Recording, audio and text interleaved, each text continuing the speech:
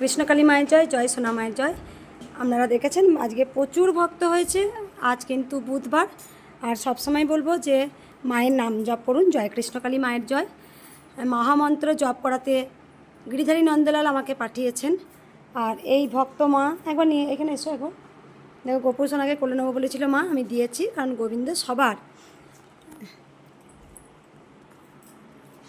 এই মা ভোগ এনেছে, ওই মা ডন্ডি কেটেছে। মা বসে পড়ুন আপনি। ওই মা ডন্ডি কেটেছে। মা কেন ডন্ডি কেটেছেন আপনি বলুন না।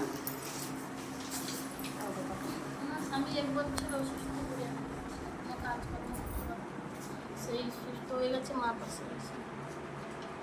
অনেক টাকা খরচা হচ্ছে, 1 লাখ টাকার বাইরে খরচা হচ্ছে ডাক্তারের কাছে। কোথাও ভালো হয়নি। কোথাও ভালো করতে পারে। মায়ের কাছে নিয়ে এসেছিলেন স্বামীকে? হ্যাঁ, মায়ের কাছে অনেকবার নিয়ে এসেছিলেন। কোথা থেকে আসছেন? আমরা নন্দীগ্রাম নন্দীগ্রাম। এই মা অনেকবার এসেছেন নন্দীগ্রাম থেকে। মা স্বামী সুস্থ হয়েছে, মা অনেকবার। তাও মোটামুটি কবার এসেছেন? এই জায়গায় 7 বার। এটা নিয়ে 7 বার হচ্ছে। বলে সবাই আজকে- অনেক লোক নিয়ে আসছে। সবাই লোক, ও যখন সুস্থ হয়ে গেল সবাই লোক আসছে, অনেক লোক আমাদের নিয়ে এসেছে। নন্দীগ্রাম থেকে প্রচুর ভক্ত আসে। আর একটা কথা বলি, নন্দীগ্রাম, পূর্ব মেদিনীপুর, পশ্চিম মেদিনীপুর, এখান থেকে প্রচুর ভক্তরা আসেন। পূর্ব মেদিনীপুর, পশ্চিম মেদিনীপুর থেকে তো আসেই, তমলুক থেকে প্রচুর ভক্তরা আসেন। বহু দূর থেকে, দেশ বিদেশ থেকে, আমেরিকা, পর্তুগিজ, লন্ডন, আপনারা সবাই জানেন, আমেরিকা প্রচুর ভক্তরা এসেছেন, মায়ের কৃপা পেয়েছেন। তারা সবাই ভারতবাসী, কিন্তু যে তারা আসছে সবাই কি পাবে। একদম মায়ের কাছে যারাই আসেন খালি হাতে যান না, খালি হাতে এলে মা ভরা হাতে পাঠান। আর কোন মা ভোগ দিল? মা এই মা ভোগ দিয়েছে, একটু দেখাই ভোগটা। মায়ের খুব মা নিজেই দিয়েছে, আমি হারিয়ে বাবা। এই মা খুব ইচ্ছে ছিল মাকে একটু ভোগ চড়াবো, তুমি বদলাতে মায়ের- গেছিলাম গেছিলাম। মায়ের খুব ইচ্ছা ছিল মাকে ভোগ দেবো। মাকে রাইস করেছে, পাঁপড় আর আলুর দম। আর এটা মনে হয় কি মা? ওইটা ডাল আর ডাল। ওটা আলুর দম না, পনিরের তরকারি। পনিরের তরকারি, এটা পোস্ত আর ভাজাভুজি, পোস্ত করা আছে, মাকে লেবুর কাঁচা লঙ্কা, আর মাকে দই মিষ্টি ছানা আর ছানা করে দিয়েছে। আর একটা কিন্তু সজমালাও, হজমালাও দিয়েছে মাকে। থামস আপ আছে, থামস আপটা বের করা হয়নি ব্যাগ। এই যে ওই যে থামস আপ। বলতে তো হ্যাঁ, বোঝে দই দিয়েছে। থামস আপটা তুমি আমাকে দিলে না? এই যে একটা থামস আপও দিয়েছে খাবে মাকে। খাবার পর। দেখো একটা কথা বলি, মায়ের আমি আমি কিছু কিছু কথা বলবো যেটা ভক্তরা মন দিয়ে শুনবে। মায়ের ভোগেতে সব কিছু দেবেন, একটা তুলসী পাতাও দিয়ে দেবেন, ঠিক আছে? দিয়ে দিয়েছি, সব জায়গাতে দেওয়া আছে। সব জায়গাতে তুলসী পাতা দিয়েছে। প্রথমত বলি, যে সব জায়গাতে মায়ের ভোগ নিবেদন করা হয়, আপনি থামস আপ দিয়েছেন ঠিক আছে, কিন্তু সব দিয়েছেন ঠিক আছে, কিন্তু অনেক জায়গায় যেমন মাকে মদ্যপান করানো হয়, সেটা হচ্ছে গিয়ে বড় চমৎকার, হচ্ছে কুসংস্কার, প্লাস হচ্ছে গিয়ে অনাচার, অনাসৃষ্টি। প্রথমত বলি, মা কোনোদিন মদ খান না, 1 নাম্বার। 2 নাম্বার, এই যে বাবা ভোলানাথ, ওম নমঃ শিবায়, দেবাদিদেব মহাদেব, অনেকে গাঁজা দেন, অনেকে সিদ্ধি দেন, কিন্তু বাবা গাঁজাও খান না, বাবা সিদ্ধিও খান না। বাবা সব সময় ধ্যানেতে মগ্ন। দেবাদিদেব মহাদেব, তিনি আদি, তিনি অনন্ত, তিনি হচ্ছে অনন্ত। কথার মানে হচ্ছে যার শেষ নেই, যার শেষ নেই। তিনি মহাকাল, মা হচ্ছে মহাকালী। তাই এইগুলো যেগুলো দেওয়া হয় সেগুলো আমার কাছে কটু লাগে। আমি বারবার বলবো, এই কুসংস্কারকে দূরে ফেলুন, অনাচার অনাসৃষ্টি করতে দেবেন না। দেবাদিদেব মহাদেবকে, ওনাকে জানার ক্ষমতা আমাদের নেই। তিনি সবসময় ধ্যানে মগ্ন, তিনি একটা বেলপাতাতেই খুশি। আর আমরা সবাই গাদা গাদা বাবার মাথায় দুধ ঢালি, কিন্তু বাবা বলেনি আমাকে অঢেল দুধ দে। বাবা বলেছেন 1 ফোঁটা, 1 ফোঁটা, যেটা একটা ফোঁটা পড়ে বাবার মাথায়, যদি একটা ফোঁটা দুধ দেওয়া হয়, বাবা তাতেও খুশি, বাবা একটা বেল পাতাতে সন্তুষ্ট। তাই এইগুলো অনাচার অনাসৃষ্টি, এগুলো আমার একদম পছন্দ নয়। 1 নাম্বার। 2 নাম্বার কথা আমি আবার ভিডিওর মাধ্যমে বলছি, যে আমি চাইবো যে সকল সন্তান, তার আমি আগেও বলেছি ভিডিও, আবার বলবো, পরম হচ্ছে গুরুদেব, হচ্ছে তার গর্ভধারিণী পিতা মাতা। আমি সব সময় বলবো, সে বাবা মা যেমনই হোক, তবু তার পরম গুরুদেব হচ্ছে তার গর্ভধারিণী বাবা আর মা। তাই গুরুদেব করতে হলে বাবা মাকে আগে প্রণাম করা দরকার, বাবা মাকে আগে প্রণাম করে তারপরে মাকে প্রণাম করা দরকার। ভগবান বলেন আগে বাবা মাকে প্রণাম করো, তারপরে আমাকে প্রণাম করবে। আমার মতে বলে যে আগে বাবা মাকে, গর্ভধারিণী বাবা মাকে প্রণাম করে ভগবানকে প্রণাম করবেন, 1 নম্বর। 2 নম্বর কথা আমি একটা বলবো, যে নারীদের অসুচি বলে, আমি বারবার ভিডিও বলেছি, আবার আমি বলছি, যে মায়েদের অসুচি বলে দূরে সরিয়ে দেওয়া হয়, তাই আমি সবসময় বলবো, কোনো নারী কিন্তু অসুচি নয়, কারণ প্রত্যেকটা নারী কিন্তু সূচি। যে কথাগুলো আজকে বলছি আমি আবার বলবো, যে মায়েদের যখন পরমহংসদেবকে মা সারদা রান্না করে দিতেন, তখন পরমহংসদেব পরমদেবকে বলেছিলেন মা সারদা যে আমি অসুচি, আমি তোমার রান্না করতে পারবো না, মায়ের ভোগ করতে পারবো না। তখন পরমহংসদেব বলেছিলেন, হ্যাঁ গো, কি সূচি অসুচি কি গো? সূচি অসুচিটা হচ্ছে তার মনে, তার মন যদি সূচি হয় তাহলে সে সবেতেই সূচি, তার মন হচ্ছে সূচি। তাই কোনো মায়েরা তারা কেউ কিন্তু অসুচি নয়। এগুলো আমাদেরকে জোর করে চাপিয়ে দিয়েছে যে তুমি অসুচি, তুমি পুজো করতে পারবে না, তুমি ডাকতে পারবে না। একটা যখন শিশু সন্তান, ভালো করে দেখুন, একটা যখন ছোট্ট শিশু যখন সে কাঁদে, তখন সেই মা অসুচি বলে কি সেই মাটাকে কি বুকের দুধ পান করায় না? আর না সেই বাচ্চাটা জানে যে আমার মা অসুচি, আমার মায়ের কোলে উঠবো না। তাহলে সেই বাচ্চাটা কিন্তু তার মায়ের কোলে উঠছে, খেলা করছে, মা আদর করছে, মা বুকের দুধ মাতৃদুগ্ধ পান করাচ্ছে। তাহলে যখন সেই সন্তানটা যখন আস্তে আস্তে বড় হচ্ছে, তখন একটা বাড়ির মা বলছে, বাবু তুমি একটু ভগবানকে ধূপ দেখিয়ে দাও না, আমি দিতে পারবো না। তাহলে সেই বাচ্চাটাকে আমরা শেখাচ্ছি, ভগবান তো বলেনি যে আমরা অসুচি। তাই একটা বাচ্চাকে আমরা শেখাচ্ছি, বাচ্চার হচ্ছে নিষ্পাপ, তার মায়ের বুকে কোলে উঠে এসে মাতৃদুগ্ধ পান করে, মাও দেয়।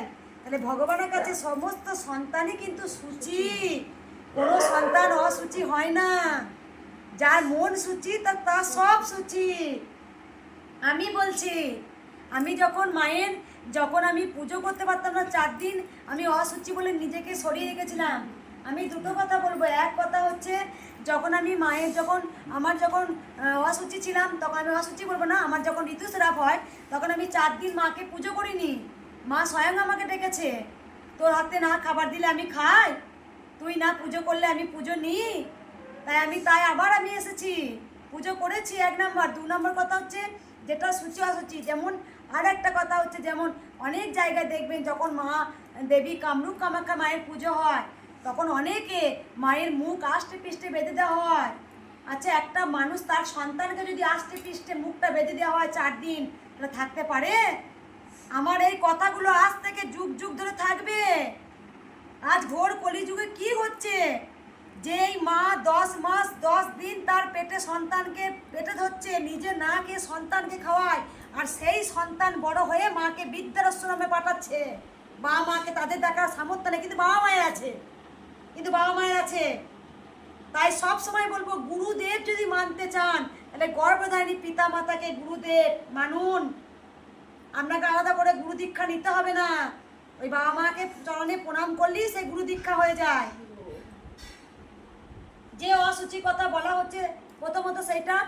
আর একটা কথা যেটা আমি বলতে গেলাম, যে হ্যাঁ, মায়ের মুখটা অমাবস্যা দিন মহৎ কাজ করছে। কুসংস্কার কিছু কিছু মানুষ তাদের নিজেদেরকে অধিপত্য ফলানোর জন্যে, যে আমি সব কিছু জানি, সে নিজেকে বড় হনু করার জন্যে, নিজে আমি বড় অধিপতি বানানোর জন্যে, তারাই কিন্তু এইগুলো করে। আমি বারবার বলবো, বিধি নিষেধ কোনো জায়গায় লেখা নেই, এগুলো আমরা সৃষ্টি করেছি, আমরা নিজেরা। আমরা জাতপাত সৃষ্টি করেছি, কে গরিব কে বড়লোক সৃষ্টি করেছি। মায়ের কাছে গরিব বড়লোক হয় না, মায়ের কাছে কোনো ভিআইপি বলে কেউ হয় না, মায়ের কাছে সকল সন্তান সমান। তাই আজকে যখন মায়ের মুখটা আমরা বেঁধে দিই, কি কেতার্থ কাজ করলাম আমি বলে দিচ্ছি জানেন। আমাদের বাড়িতে একজন থাকতেন, তা অমাবস্যা দিন উনি বয়স্ক যেহেতু উনি বলছেন, তবে আমি আজ থেকে আমি এমন ধরনের একটা মেয়ে, মায়ের আমার মুখটাই হচ্ছে অস্ত্র, সোজাসুজি কথা। এই মুখের অস্ত্রের জন্য আজকে মায়ের মন্দির হয়েছে। আমি ন্যায় অন্যায় প্রতিবাদ করি। আজকে আমাকে যে যাই শেখায় আমি সেটা করি না। কেউ বলে আরতি হয় না, আপনি এরকম আরতি করেন, কোনো শেখা লাগবে না, ভক্তি থাকলে সব হয়, আরতিও লাগে না। তা যখন আমি আমি করি, তোমার ওই অমাবস্যার দিন মাকে খাবার আমাকে বললো, মায়ের মুখ খুলবে না, মায়ের দরজা খুলবে না, মায়ের ভোগটা ঢাকা দিয়ে চাপা দিয়ে চলে চলুন।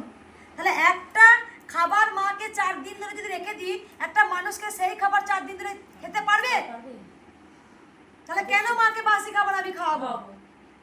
তাই আমি সেদিন বাধ্য হয়ে মায়ের মুখ যেদিন লাল কাপড়ে বলেছি ঢাকা দিয়ে দিতে, বেঁধে দিতে, সেদিন আমি ঘরে ছটফট করেছি, আমি ঘরে থাকতে পারিনি মা। আমার ঠিক মনে হচ্ছে যেমন কৃষ্ণ কালী, মা গোবিন্দ, মা ছোট্ট বাচ্চা, এ কালী নয় এ কৃষ্ণ। আমি যদি আমার বাচ্চাটা মুখটা আষ্টে পিঠে বেঁধে দিই, ছেড়ে দিই, আমার বাচ্চাটা কষ্ট হবে না? আমাকে সেদিন ঘরে থাকতে দেয়নি। আমি ছুটে বেরিয়ে এসে মায়ের মুখ খুলে দিয়েছিলাম যে না আমার একটা অনাথ সৃষ্টি। সেই বাসি খাবার ফেলে দিয়েছিলাম, আমার গোবিন্দকে ভালো করে আমি সুন্দর খাবার ফল কেটে দিয়েছিলাম, নিবেদন করেছিলাম। তাই কুসংস্কার থেকে এইগুলো দূরে থাকা দরকার আছে। কুসংস্কার থেকে মাকে দেখাও, আমি এটা বন্ধ করে দিয়ে আসি। আমি আরো কিছু বলবো। এই তো বেটা আমি শুনতে পেয়েছি।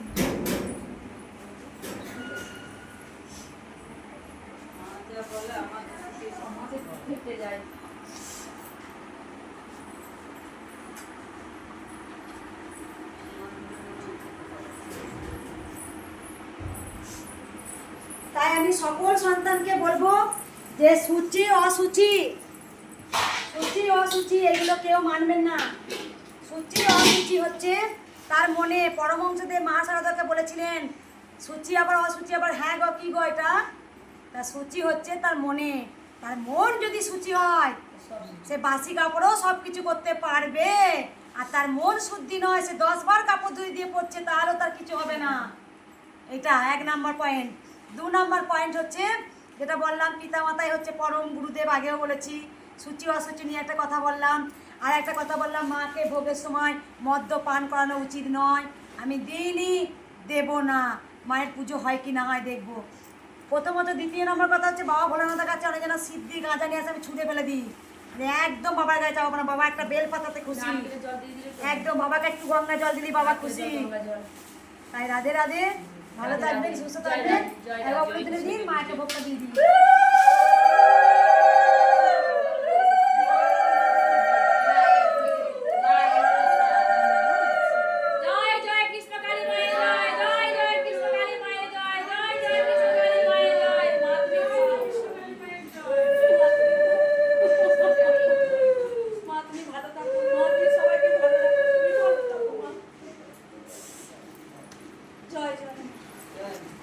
জয় কৃষ্ণ কালী মায়ের জয়, জয় কৃষ্ণ কালী মায়ের জয়, জয় কৃষ্ণ কালী মায়ের জয়, জয় গোপালের জয়, জয় গোপালের জয়, জয় গোপালের জয়, জয় গোপালের জয়, জয় গোপালের জয়, জয় গোপালের জয়। বসি দাও, ফুলের উপরে বসি দাও, ফুলের উপরে। জয় কমলা মায়ের জয়, জয় জয় কমলা মায়ের জয়, জয় জয় কমলা মায়ের জয়। হ্যাঁ বসি দাও, ফুলের উপর বসাও, ফুলের উপর বসি দাও, তাহলেই হবে। মা এসছো, এই রে এই মাও ভোগ এনেছে। ও এই তো চাল, এইদিকে মুখ, এই গো থাক থাক থাক। বেশ তুমি রাখো রাখো, নিচ্ছি মা, রাখো, শরীর সরাও তুমি একটু। এই মা তো অনেকবার এসছে, মাকে দেখিয়ে দাও। মা বাড়িতে কোনো ভক্ত নেই মা? জয় কৃষ্ণকালী মায়ের জয়। আর কিছু বলবো না, ভালো থাকবেন, সুস্থ থাকবেন, মায়ের নাম জপ করুন। মায়ের নাম জপেতে অনেক শক্তি আছে। রাধে রাধে। রাধে রাধে।